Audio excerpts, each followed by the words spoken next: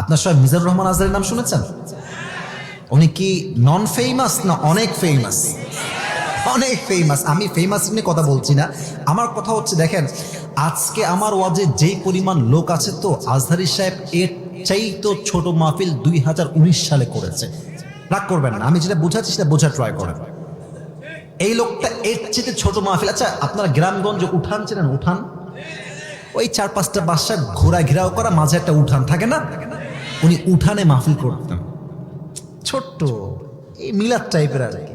19 সালে কথা বলছি, 18 সালে কথা বলছি। বড় মাহফিলে করেছে, ছোট মাহফিলে করেছে। এই লোকটা আজকে এতটা টপ ফেমাস পুরো কান্ট্রিতে, তাকে মাহফিল করাবে জায়গা দেওয়ার মতো মাঠ মনে হয় দেশে নাই বলতে গেলে যুবক ভাইরা, ঠিক আছে কিনা? আমি কেন বললাম এই কথা?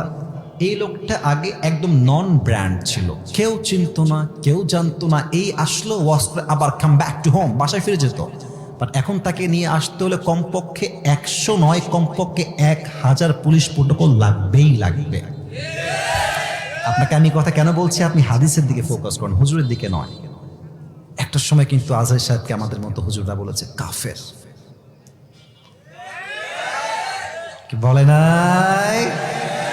ইভেন আমি তো দেখেছি অনেক হুজুরা ওনাকে, নাউজুবিল্লাহ, আমি জাস্ট বলতে পারবো না, ওনাকে এত বাজে ভাষায় গালিগালাজ করেছে।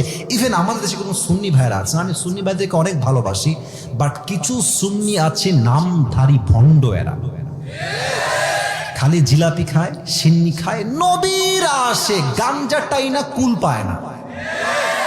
আমি দেখেছি আমার প্রিয় ভাইয়েরা আজহারী সাহেবের বিশাল বড় ব্যানার টাঙাই দিয়ে জুতা দিয়ে পিটাইছে।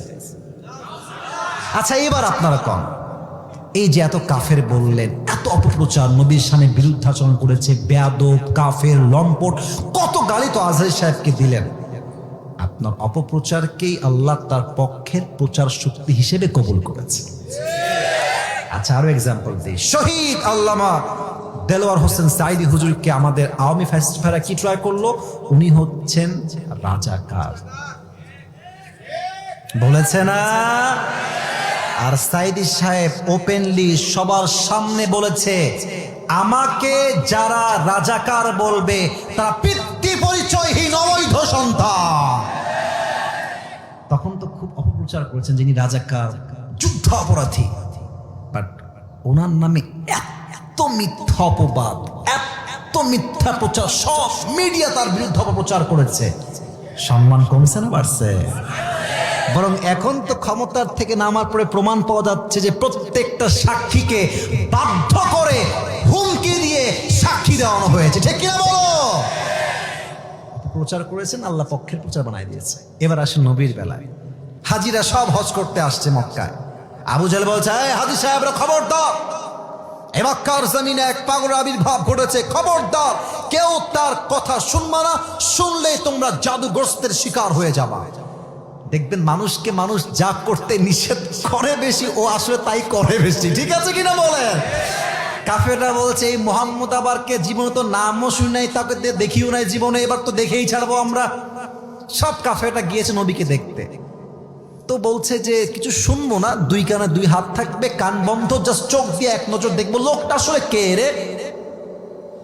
নবীর কাছে গিয়েছে, দেখবে নবীজি দেখছে, নবীজি বাইতুল্লাহর সামনে বসে কোরআনটা খুলে মধুর কণ্ঠে সূরা রহমান তেলাওয়াত করছেন।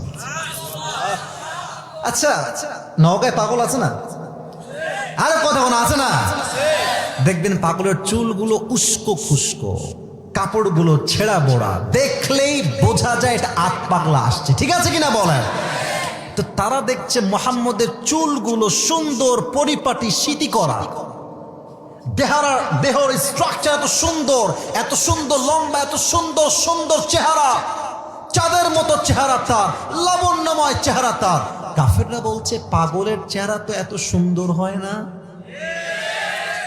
এবার তারা এই দেখেন, এই 2 কান থেকে হাত উঠাইছে, আর নবীর কণ্ঠের যে সুন্দর মাধুর্য, মেলোডিয়াস ভয়েস, সুন্দর যে কণ্ঠ, এই কণ্ঠে কাফেররা পাগল হয়ে গেছে, হাজিরা পাগল হয়ে গেছে।